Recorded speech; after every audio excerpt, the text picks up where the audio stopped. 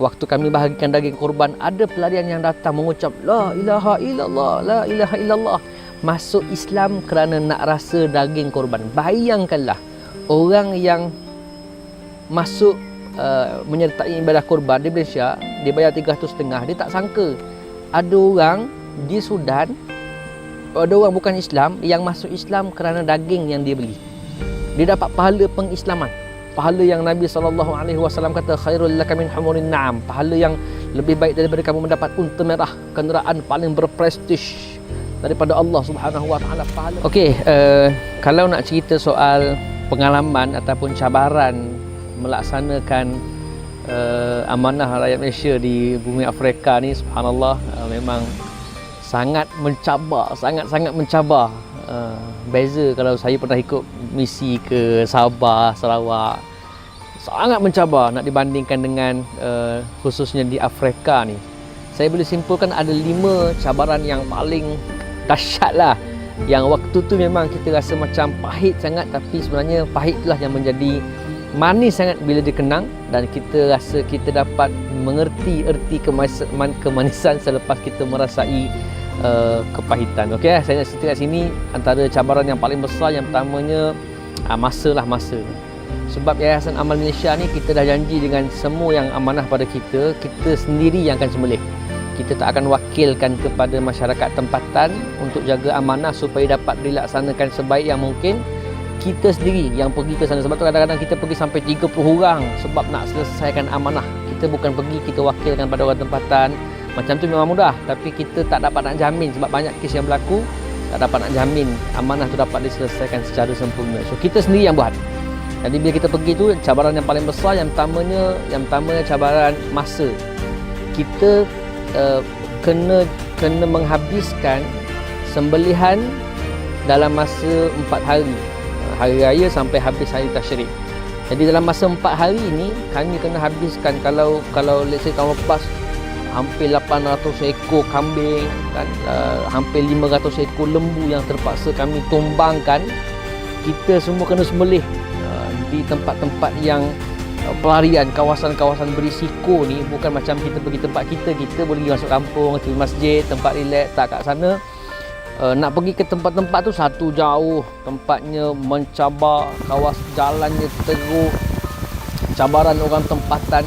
Jadi dalam masa 4 hari nak selesaikan ribuan binatang korban ni memang sangat-sangat menyukarkan. Tapi tak apa, ini orang kata tanggungjawab, dan ini amanah rakyat Malaysia untuk kita sama-sama laksanakan. Kita hadaplah, sebab kita tahu dengan menghadapi kesukaran itulah dia kemanisan, dan itu yang kita cari. Kalau kita pergi nak seronok-seronok, baik tak payah pergilah. Kalau kita pergi, kita dah bersedia fizikal dan juga mental untuk menghadapi situasi, untuk sentiasa mengejar masa. Setengah-setengah tempat yang kita pergi tak boleh lebih daripada, contoh ada setengah-setengah tempat yang di Sudan contohnya kita pergi, tak boleh lebih daripada pukul 4 petang. Kalau lebih pukul 4 petang, pihak keselamatan tak boleh nak menjamin keselamatan kami. So masa kita terpaksa kejar masa. Keluar pagi memang balik malam. Kadang-kadang kita tak sempat makan pun, hanya minum air. Kadang-kadang setengah tempat tak ada air. Bergerak air kita habis.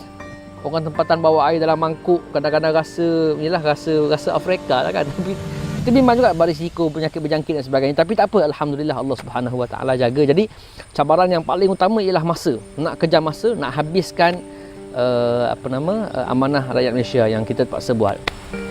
Okey, cabaran yang kedua yang subhanallah kita rasa sangat mencabar ialah keadaan jalan yang kita nak pergi ke tempat-tempat yang macam tu, kawasan-kawasan pelarian. Kalau kat tempat kita ada jalan besar, jalan cantik, ada tar, traffic light semua. Kalau kat sana, kawasan-kawasan pelarian ni, contoh saya lepas ke Cameroon, jalan tu jalan safari yang tak ada jalan. Kadang-kadang kita ingat sungai rupanya jalan. Dia lalu, sebab kami pergi tu musim hujan, jadi jalan sampai tayar 4-wheel drive tu sampai lebih separuh tenggelam. Kadang-kadang kami terlekat. Nasib baiklah driver tu dia pandai merentas dan sebagainya. Nak sampai ke tempat tu katanya, kalau tanya orang, dia kata, saya pernah tanya pakcik driver tu, pakcik sebelum gerak tu kan masafah berapa jarak dia? Dia kata qarib, dia kata dekat, orang cakap Arab. Dekat subhanallah, dekat 4 jam baru sampai. Bukan sebab jarak tu jauh sangat, sebab keadaan jalan nak sampai tu tenggelam, timbun, masuk subhanallah. Cuma kadang-kadang Allah hantarkan hiburan, tiba-tiba Allah hantar burung besar-besar yang macam burung elang botak tu sampai tinggi dengan kita duduk tepi jalan, tengok pelik subhanallah. Tapi itu hiburanlah, Allah Subhanahu Wa Taala hiburkan kita waktu kita susah. Tapi itulah situasinya. Kalau macam di Sudan kita terpaksa merentas Sungai Nil nak sampai ke, daripada Nil Putih nak sampai ke kawasan pelarian. Di kawasan pelarian yang ada sampai 1/2 juta pelarian. Yang kadang-kadang kalau di Cameroon Chad pun jalan sampai jalan batu, bukan jalan batu, sampai bergagak-gagak. Subhanallah. Jadi saya ingat lagi masa tahun 2017 korban kita punya program mengisi korban, saya bawa isteri saya yang sudah tengah mengandung. Dia pun tawakal je lah dalam jalan macam tu. Tapi alhamdulillah Allah Subhanahu Wa Taala bagi kesihatan kepada anak kami. Itulah pengalamannya. Jalan subhanallah menyebabkan kadang-kadang bila jalan macam tu masa yang kita kejar tak sempat dan menyebabkan banyak berlaku delay dan sebagainya. Tapi alhamdulillah walaupun jalan yang macam tu kita tetap pergi dan alhamdulillah kita dapat laksanakan amanah rakyat Malaysia. Itu jalan. Yang ketiga, cabaran yang ketiga ialah cabaran waktu kita nak laksanakan ibadah kurban. Sebab bila kadang-kadang kita pergi 30 orang sekalipun kadang-kadang setengah-setengah tempat tak cukup. Sebab kita kat sana kita akan pecahkan kumpulan. Kalau kita nak pergi sekumpulan 30 orang memang tak habislah lembu kita. So kita terpaksa pecah-pecahkan kumpulan. Kalau tahun lepas saya ingat pengalaman di Cameroon, kami terpaksa menghabiskan satu hari lembu dalam 80 ekor, kambing memang ratusan ekor. So kami Allah uji kami tahun lepas. Yang lepas kami pergi ke Chad nak masuk ke Cameroon dalam lebih 30 orang. Yang lulus visa untuk masuk ke Cameroon hanya 6 orang saja. Saya, Mahmud seorang kawan saya, Pak Joy daripada Kedah, Umi Jasiah seorang makcik yang umur dah 67 tahun. Sukarelawan kami 67 tahun bang. Subhanallah. Ada seorang kakak tu, Kak Lin ni memang dia first time ikut kami. So kami berenam yang hanya lulus masuk ke Cameroon dan kami terpaksa nak selesaikan ratusan binatang korban dalam masa 4 hari. Allahu Akbar, cabaran subhanallah, tenaga kita tak cukup. Sebab apa? Waktu proses penyembelihan ni saya nak cerita macam ni. Proses penyembelihan ni dia ada penyembelih, dia ada pemegang nama, nama-nama Amanah Rakyat Malaysia ada pemegang nama. Dan pemegang nama tu juga menjadi fotografer. Sebab kita nak hantar gambar kepada orang yang masuk korban dengan kita nak hantar gambar bukti penyembelihan lembu dia, waktu sembelih dan sebagainya, fotografer. Yang ketiga ada yang pertama penyembelih, yang kedua tukang pegang nama, ketiga fotografer, keempat tukang basuh pisau. Sebab pisau bila kita dah sembelih, pisau yang ada darah tu tak boleh sembelih, tak boleh guna untuk sembelih binatang yang lain kecuali setelah selesai kita bersihkan. So 4 proses ni yang kita kena buat dalam masa yang sangat cepat. Jadi bayangkanlah kalau saya okeylah muda lagi, tahanlah sikit walaupun kita seksa. Bayangkanlah tahun lepas Umi Jasiah yang umur 67 tahun terpaksa jadi fotografer saya. Sebelum ni dia pergi tu niatnya nak jadi sukarelawan, nak santuni budak-budak kecil, makcik-makcik. Tapi dah terpaksa sebab nama dia naik, dia pergi ke Cameroon. Dia yang umur dah subhanallah, tapi Allah bagi kekuatan luar biasa kat dia. Allah, saya cukup respect. Dia ikut saya mana kawasan yang lecak dengan lembu macam bertunggang langgang orang Afrika, lembu melompat sini 500 lembu subhanallah. Dia ikut je dan dia ikut saya. Dia bagi nama kat saya baca nama, saya bagi balik kat dia. Dia ambil gambar. Tak mungkin sebelum ni makcik Jasiah cuma ambil gambar cucu-cucu je. Sekarang ni ambil gambar nama dengan lembu. Ya Allah. Lembu besar-besar. Kemudian dia ambil letak. Kemudian dia sembelih. Saya sembelih dulu, kemudian dia ambil nama, letak balik kat lembu tu, ambil gambar lagi sekali. Kemudian adalah kita minta bantuan orang Afrika untuk cuci pisau kita yang sentiasa bawa air. Itu proses. Setiap ekor lembu macam itulah prosesnya. Lembu banyak, satu hari 80 ekor. Bayangkanlah. Jadi sangat mencabar. Ada Kak Lin yang ikut kami tu pun sama. Tak pernah ada pengalaman duduk di kawasan lembu banyak orang Afrika tapi pakai kasut boot. Ada setengah-setengah sempat lecak yang amat-amat tapi tetap turun dalam keadaan susah tapi kita enjoy dengan kesusahan. Alhamdulillah Allah Subhanahu Wa Taala bagi kejayaan kepada kita untuk dapat melaksanakan amanah rakyat Malaysia. Itu yang ketiga. Nak dengar lagi ke? Yang keempat biasalah kerjasama orang Afrika. Orang Afrika ni biasa mungkin kalau kita kat sini kita ada janji Melayu. Kalau kat Afrika dia ada janji Afrika lagi dahsyat. Kadang-kadang kita janji pukul 10, pukul 2 baru datang. Ya Allah, mengapa kita berpukul? Subhanallah. Kadang-kadang biasalah itu cerita cabaran yang kita terpaksa hadapi, cabaran emosi. Kadang-kadang kita nak marah sangat, nak marah dengan pengurusan. Tapi oleh kerana kita fikir kita sedang melaksanakan kerja ibadah, kerja amal lillah, amal lillah, amal kerana Allah, kita tahan dan kita doa Allah Subhanahu wa taala permudahkan. Alhamdulillah. Oh, Arab ni, orang Afrika ni pengurusan dia berebut kadang-kadang setengah tempat kita pergi, kita baru sembelih, baru tarik pisau, dia berebut macam pirana. Dia bawa pisau sendiri, dia sembelihnya, dia sembelih, tikam sini, bawa lari. Tak sempat dah kita nak buat macam tempat kita.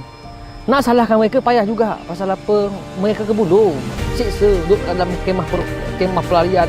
Bukan orang senang. Jadi kita nak salahkan mereka pun susah juga. Tapi itulah realitinya yang kita terpaksa hadapi. Dan itulah pengalaman yang sangat, pengalaman emas yang kami dapat rasa. Okay, yang terakhirnya, cabaran yang kami rasakan ialah cabaran tempat. Sebab boleh dikatakan di Afrika ni, tempat-tempat yang kita pergi ialah kawasan pelarian dan juga kawasan konflik dan juga kawasan Muslim melarat yang sangat-sangat miskin. Ini tiga tempat yang kita pergi. So tempat-tempat yang macam ni pasti dia bukan tempat yang selesa. Tempat yang penuh dengan cabaran. Tak ada. Kalau kami pergi contohnya kawasan-kawasan pelarian di Sudan dan sebagainya, kita tak ada sumber akses air yang cukup. Jadi kadang-kadang nak minum air memang air yang kita ada cepat habis. Sembelih ni dahaga, susah. Tapi bila tak ada air memang dahaga, sakit. Nak makan, kadang kita kalau tak biasa dengan makanan mereka, kadang-kadang kita pun, saya ingat lagi masa kat Sudan, kita sembelih lembu, dia ambil lembu tu, dia cincang-cincang, dia bakar terus atas dia punya pemanggang tu, kemudian tanpa dibersihkan betul-betul. Wallahualam lah cara masak dia orang, subhanallah. Tapi dibersihkan sebab nak ambil sumber air. Kalau di Sudan, mereka terpaksa naik keldai selama sejauh 2 km. Tu keldai, kalau jalan kaki lagi jauh. Bawa balik air pula. Jauh. Tempat pelarian ni bukan tepi Sungai Nil. 2 km daripada Sungai Nil. Bayangkanlah. Jadi kalau dia nak basuh-basuh binatang korban, memang dia tak basuh sangat. Dia habis melih, dia bersih-bersihkan darah macam dia bakar macam tu. Jadi kadang-kadang kalau kita tak jaga betul, pernah berlaku kes sukarelawan kita sakit perut, cik berit sebab tak biasa dengan makanan yang ada. Jadi tempat-tempat yang macam ni sangat berisiko. Kalau macam tahun lepas tu saya pergi ke Cameroon, tempat kawasan pelarian puak-puak Boko Haram ni, tempat dia kelam kabut lah sebenarnya cerita. Kelam kabut, tak ada pengurusan. Mereka berebut, mentaliti masyarakat yang kita tak boleh nak salahkan mereka 100% sebab mereka tak ada akses pendidikan. Mereka tak belajar, tak sekolah. Tapi Alhamdulillah, mereka Muslim. Dan yang paling seronok ialah bila kami pergi setengah-setengah tempat, khususnya di Sudan, kawasan di South Sudan, di tepi, masuk ke South Sudan tu, kawasan pelarian sempadan tu, di Jabal Lain dan sebagainya. Kawasan-kawasan tersebut ada pelarian yang agama lain. Waktu kami bahagikan daging kurban, ada pelarian yang datang mengucap La ilaha illallah, La ilaha illallah. Masuk Islam kerana nak rasa daging kurban. Bayangkanlah, orang yang masuk menyertai ibadah kurban di Malaysia, dia bayar 350, dia tak sangka ada orang di Sudan, ada orang bukan Islam yang masuk Islam kerana daging yang dibeli. Dia dapat pahala pengislaman, pahala yang Nabi SAW kata khairul laka min humurin na'am, pahala yang lebih baik daripada kamu mendapat unta merah, kenderaan paling berprestij daripada Allah Subhanahu wa taala, pahala pengislaman. Dia pun tak sedar goyang kaki kat rumah, ada orang masuk Islam sebab berasa daging korban dia. Jadi tempat memang sangat-sangat mencabar. Belum cerita soal keselamatan, kawasan konflik, risiko untuk dirompak. Pernah berlaku kami dirompak 2 lori. Kami dirompak. Sebab apa? Sebab kami tak pergi ke kamp pelarian dia, kami pergi ke kamp lain. Dia rompak kami tengah jalan, terpaksalah kami gantikan lembu 2 lori. Lembu kami ganti balik. Sebab itu amanah rakyat Malaysia, kita terpaksa. Walaupun itu untuk boleh sedekah, tapi oleh kerana korban ni kena sembelih, cara dia kena niat dengan nama dan sebagainya, kita terpaksa ganti balik lembu 2 lori. Subhanallah. Ini pengalaman dan cabaran yang Alhamdulillah. Orang kata kenapa susah sangat pergi sana, dah orang macam tu tak payah pergilah. kalau kita tak pergi, siapa nak pergi? Kalau kita tak didik, siapa yang akan didik? Kalau kita tak santuni, siapa yang akan santuni? Yang paling dahsyat, kalau kita tak pergi, ada orang lain yang pergi membawa dakwah akidah mereka. Tiga senjata yang mereka bawa. Mereka bawa senjata pendidikan, mereka bawa senjata air bersih, mereka bawa senjata ubat-ubatan. 3 benda ni ramai pelarian yang murtad daripada Islam. Sebab apa? Sebab kita tak santuni mereka. Subhanallah. Jadi tuan-tuan sekalian, terima kasih. Ini pengalaman saya dengan amal korban Yayasan Amal Malaysia, dan 16 tahun pengalaman ni. Yayasan Amal Malaysia ni tiap-tiap tahun pergi. Ya, alhamdulillah, kita syukur pada Allah Subhanahu Wa Taala kerana Allah bagi pengalaman ni. Jadi kalau tuan-tuan nak maklumat lanjut lah, boleh tuan-tuan pergi dekat www.amalkorban.com. Banyak maklumat tentang negara-negara bergolak ni, insya-Allah. Dan bolehlah tahun ni pun nak sertai ibadah korban, kami pergi lagi insya-Allah. Covid ni pun kita usaha pergi, insya-Allah. Wakil kita akan pergi insya-Allah ke kawasan-kawasan bergolak ni. Mudah-mudahan Allah bantu kita. Terima kasih. Assalamualaikum.